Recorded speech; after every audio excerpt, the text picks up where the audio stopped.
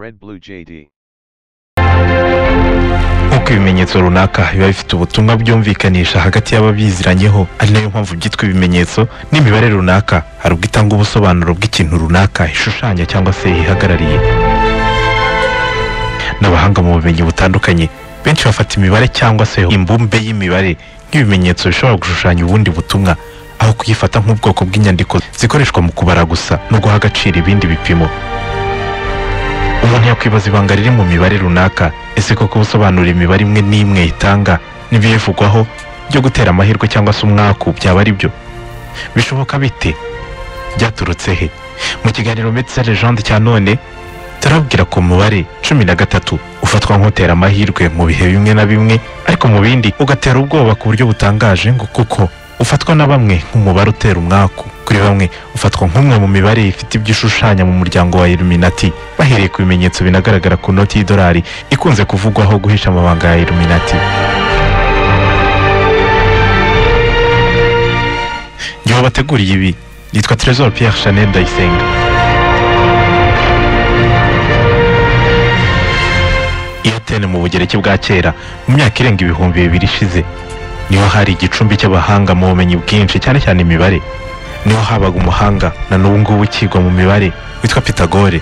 We n'abanyeshuri be icyo gihe bafatwaga nk'abigishwa be, nibo batangiye gukoresha ibimenyetso by'imibare nk'ubwiru bukomeye, ku buryo hari ibyo babaga baziranyeho by'ibanga rikomeye uwashoboraga kurimena nawe yashoboraga kubiryozwa kugeza no ku gihano cy'urupfu. Uyu mugabo yari yifitiye igisa n'ishuri rye bwite ryanagize uruhare mu iremwa ry'amaformule n'amahame y'imibare, ndetse na byinshi mu bivugwa mu mibare na n'ubu bikaba bigikoreshwa muri iki gihe nk'uko byemezwa n'abanyamibare. We ni uwitwa Tom Fensler, ni umuhanga mu mibare. Il a créé cette école où il parlait et étudiait les nombres. Yashyizeho ishuri risesengura imibare kandi bavumbuye byinshi. Amahame menshi ashingiye ku mibare yavutse mu gihe cya Pythagore. Un exemple, pour eux, urugero kuri bo, umubare rimwe washushanyaga izuba n'ubudapfa, kabiri igashushanya umugore, ukwezi no gupfa, gatatu yo igashushanya umugabo, à la lune et à la mortalité. Et le 3, buri mubare wari ufite icyo usobanuye. chaque nombre représentait quelque chose. Abari basangiye imitekerereze na Pythagore bose bemeraga ko buri gikorwa kiba ku isi kiba gifite aho gihuriye n'umubare runaka. Abaheburayo ndetse n'abo mu Bugereki bakunze gukoresha ibimenyetso by'inyuguti zihagarariye imibare, kimwe n'abaromani bafite inyandiko zamamaye zigaragaza imibare muri alfabe cyangwa se urutonde rw'inyuguti z'igiheburayi. Inyuguti 9 za mbere zigiye zihagarariye imibare kuva kuri 1 kugera ku 9. Izi ni inyuguti 10 zikurikiyeho zigashushanya kuva ku 10 kugera kuri 90. Urugero ni nk'ijambo Elohim rivuga Imana mu giheburayi, rigizwe n'inyuguti zifite igiteranyo cy'umubare 84. Ibi bituma uyu mubare wubahwa cyane mu baheburayo bose, ndetse bakemeza ko utanga n'amahirwe. Nibyo sibyo simbizi. None se koko umubare 13 waba utera amahirwe cyangwa se umwaku? Birakomeye kugira icyo umuntu yemeza hagati y'ibi byombi, gusa hari byinshi bivugwa kuri iyi mibare, cyane cyane iyo umubare ugaragaye mu mbumbe y'imibare igize itariki runaka cyangwa se bigahurirana n'umunsi runaka mu minsi igize icyumweru. Urugero ni nk'umunsi wiswe Vendredi Noir cyangwa se Jeudi Noir, kimwe nuko hari aho ushobora gusanga hari umunsi bita Mercredi Noir cyangwa se Black Wednesday, ariko ahazwi cyane ni kuwa gatanu hirabura, Vendredi Noir.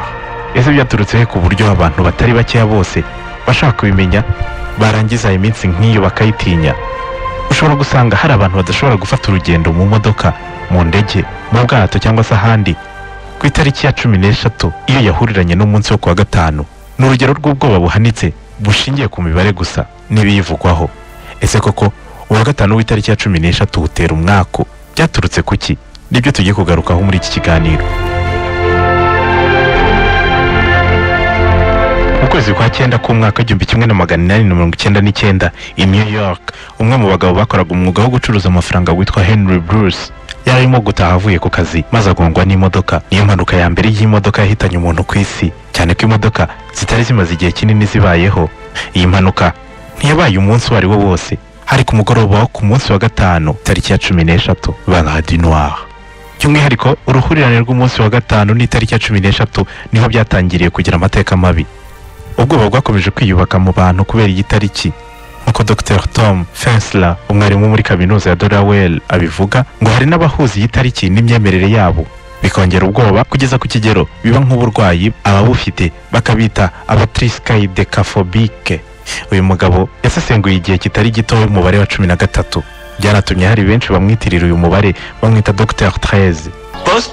La plupart des triskaïdécaphobiques, c'est-à-dire les gens qui ont la phobie... benshi mu bokamwe no gutinya umubare 13 batekereza ko umuvumo w'uyu mubare uturuka ku ifunguro rya nyuma rya Yesu Kristo bucyabambwa. baravuga bati Yesu yari yicaye ku mwanya wa 13 ku meza, none rero byamubayeho bukeretse ibyo. kandi hari n'ikindi gikuba cyacitse ku munsi wo kuwa gatanu w'itariki ya 13 ku ngoma y'umwami Philippe wa kane mu Bufaransa. ihuriro ry'abasirikari bambaraga ibishura bishushanyijeho imisaraba bakabita ko baba muri Ordre des Templiers bari barashinze imizi muri iki gihugu cyane. abani nabo bamenyekanye cyane mu ntambara za Croisade zashyamiranaga abakristo n'abasilamu bose, kandi bari abasirikari b'intarubikwa ariko bakanarangwa no kubika amabanga akomeye mu bintu bitandukanye kubera gutinya ko abo bashoboraga kuba imbogamizi ku bwami bwe. umwami Philippe wa kane yatanze impapuro zitabwa muri yombi bya buri musirikari wabaga muri Ordre des Templiers.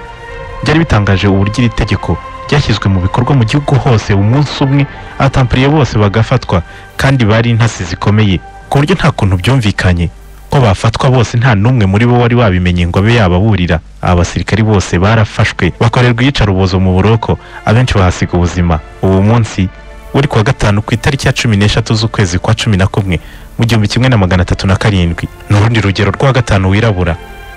abanyaburayi bose babajwe n'ibyago aba basirikari bakomeye bagize, kandi bararindaga abahisi n'abagenzi babaga bagiye mu ngendo nyobokamana i Yerusalemu, abo bita les pèlerins. abanyuma y'igihe gitoya bose bakatiwe urupfu bapfa batwitswe.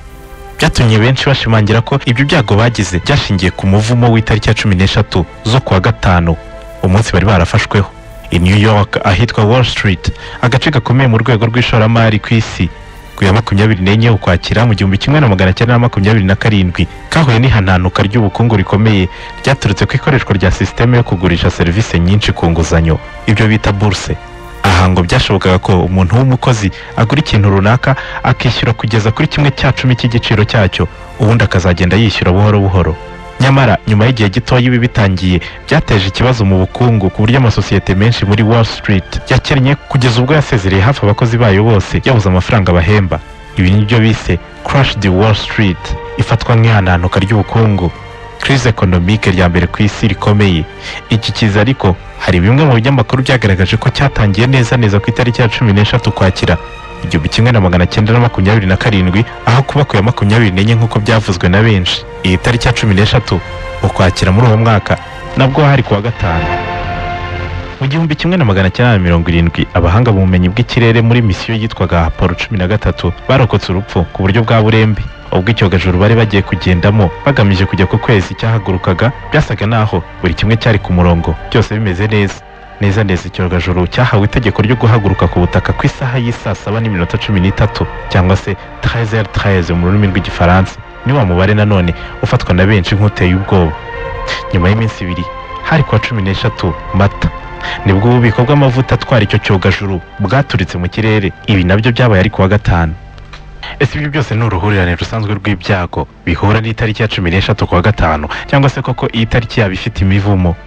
igitangaje nanone nuko abahanga basanze umunsi wo kuwa gatanu ari gugira amahirwe yo guhurirana n'itariki ya 13 kurusha indi minsi. uyu ni Dr Tom, umwe bise Dr 13. En 1969, un étudiant du nom de S.R. Baxter a publié un article.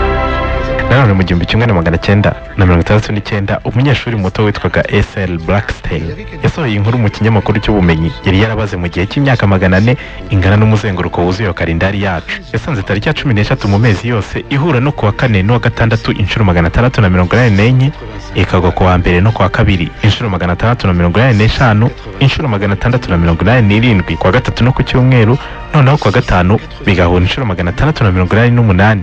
nta kinyuranyo kinini cyane kirimo, ariko bigaragaza amahirwe menshi yuko tariki ya 13 igwa kuwa gatanu kurusha ku yindi minsi yariyo yose. ariko igitangaje nuko ako kanyeshuri kari gafite imyaka 13 ubwo kandikaga iyo nkuru. Mais le plus intéressant dans tout ça, c'est que le jeune Baxter avait 13 ans quand il a écrit cet article. ibarurishamibare naryo rigaragaza ko impanuka nyinshi zikunze kuba kuwa gatanu ku itariki ya 16 kubera ko nyine ngo ari umwihariko wo kuwa gatanu wo kugira ayo mahirwe yo guhura n'iyo tariki kenshi, kandi kuwa gatanu akaba ari umwe mu minsi henshi ku isi bidagadura kurusha indi minsi, bityo bikaba bishobora kuba bibigiramo uruhare. Ese twakwemeza ko koko aribyo byateye ibyago byose twavuze byahuriranye n'uyu munsi wo kuwa gatanu w'itariki ya 16 mu myaka itandukanye? Niba atari byose koko byaba biterwa n'iki? Cyangwa se wenda wasanga nta n'impamvu yo gutinda kuri iyo tariki, kuko tugiye kubarura no ku yandi matariki dushobora gusanga wenda hari ibindi byago binakomeye kurusha ibyamenyekanye twavuze byabaye ku ya 16 yo kuwa gatanu mu mezi n'imyaka itandukanye. Ikiri cyo nuko nubwo abantu batinya iyi tariki iyo yahuriranye no kuwa gatanu, bitahujije ko no mu yindi minsi hashobora kuba ibindi byago. Nyamara bivugwa ko uyu mubare 13 unatera amahirwe iyo umuntu agiye kuzimya buji 16 ku munsi w'isabukuru y'amavuko ye.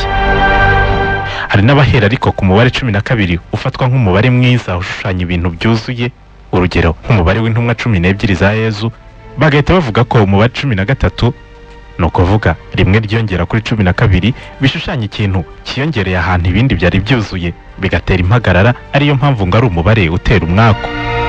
Hari n'abatazira umubare 13 kuba umubare ukoreshwa na Illuminati, bahereye ku bimenyetso bitandukanye ngo bigaragara ku noti y'idolari.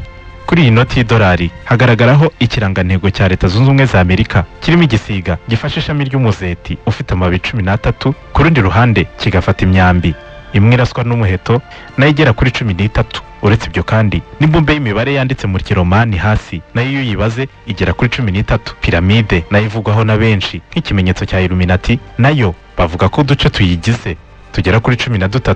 Ibi rero n'ibindi nibyo baheraho bavuga ko umubare 13 ari ikimenyetso cy'Abiluminati. Ariko se koko ubundi iyi noti ibi biyigaragaraho byaba koko ari ibimenyetso bya Illuminati? Hari aho se byaba bihuriye n'umuryango witwa Franc-Maçonnerie? Ibi tuzabigarukaho mu kiganiro cyihariye. Ariko se ibivugwa ku mubare 13 n'itariki ya 13 ihurirana no kuwa gatanu, nibyo cyangwa se sibyo? Nta ruhande muri izo zombi navuga ko Red Blue JD